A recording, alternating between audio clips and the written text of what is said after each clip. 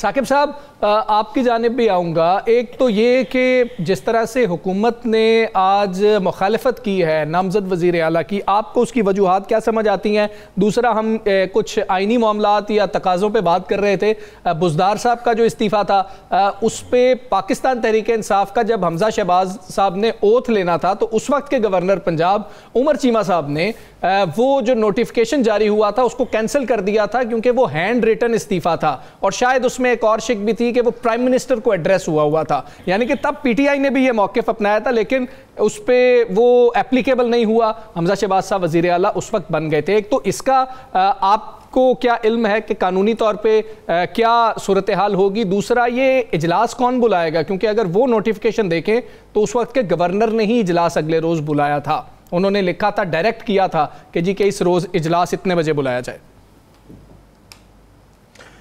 اجلاس تو گورنر ہی بلائے گا، لیکن اس میں اب جو سچویشن ہمیں سامنے نظر آ رہی ہے وہ ایک بڑی ہی عجیب ہے کہ ایک طرف پی ٹی آئی جو ہے وہ دعویٰ کر رہی ہے، اور بلکہ انہوں نے جو شیخ وقاص اکرم ہیں انہوں نے تقریباً 3 بجے باقاعدہ ایک ٹویٹ کیا اور اس میں انہوں نے وہ تصویر شیئر کر دی کہ ہمیں تو 10:57 پر ہم نے ریسیونگ دی ہے وہاں پہ گورنر ہاؤس میں، اور گورنر صاحب اسلام آباد پہنچ چکے ہیں اور یہاں پہ ملاقاتیں کر رہے ہیں سردار ایاز صادق صاحب سے، اور انہوں نے کہا جی مجھے تو نہیں ملا.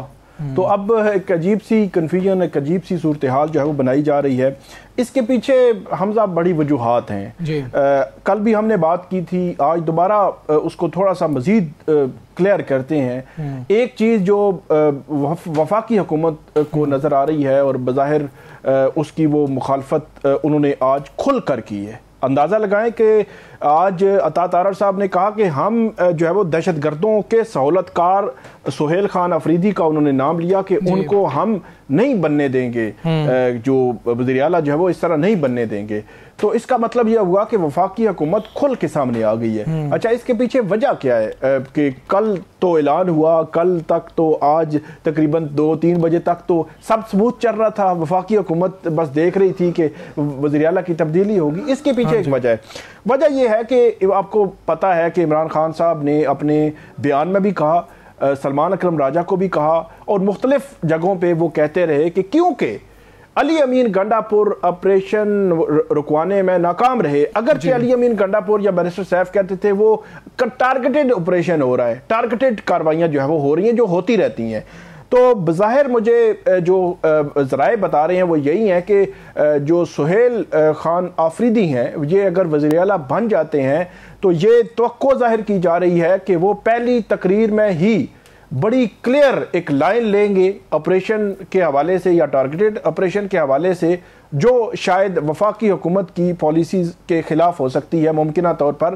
اور اس لیے جو وفاقی حکومت ہے اس نے یہ وزارت اعلیٰ کا جو انتخاب ہونے جا رہا ہے یا وہاں پہ جو ساری ایکٹیویٹی ہے اس سے پہلے ہی اس معاملے کو چیلنج کر دیا ہے. اب مجھے ایسے لگ رہا ہے، جو ذرائع بھی بتا رہے ہیں ادھر وفاقی دارالحکومت میں، کہ یہ معاملہ اب اتنے سموتھ طریقے سے نہیں ہوگا جو کل ہم سوچ رہے تھے یا آج سوچ رہے ہیں یا ابھی بھی وہاں پہ ان کے نمبرز پورے ہیں جو وہ جو اشاریہ دے رہے ہیں علی امین گنڈا پور صاحب کو، وہاں پر ان کے ایم پی ایز موجود ہیں. بتایا یہ جاتا ہے کہ پاکستان میں موجود تمام ایم پی ایز وہاں پہ اشاریہ پہ موجود ہیں، لیکن کچھ جو ہے وہ 6-7 بیرون ملک ہیں، ان کو بھی بلا لیا گیا ہے. تو نمبرز پورے ہیں. اب اس میں کہاں پہ ہرڈل کریٹ کی جائے گی، کیسے کی جائے گی، اور کیا وفاقی حکومت جس طرح کہہ رہی ہے کہ ہم نہیں بننے دیں گے، کیا وہ روک سکیں گے؟ اب یہ ایک بڑا اہم سوال ہے، کیونکہ سہیل خان آفریدی بھی عوام کے منتخب نمائندے ہیں، عوام کے منتخب ایم پی اے ہیں.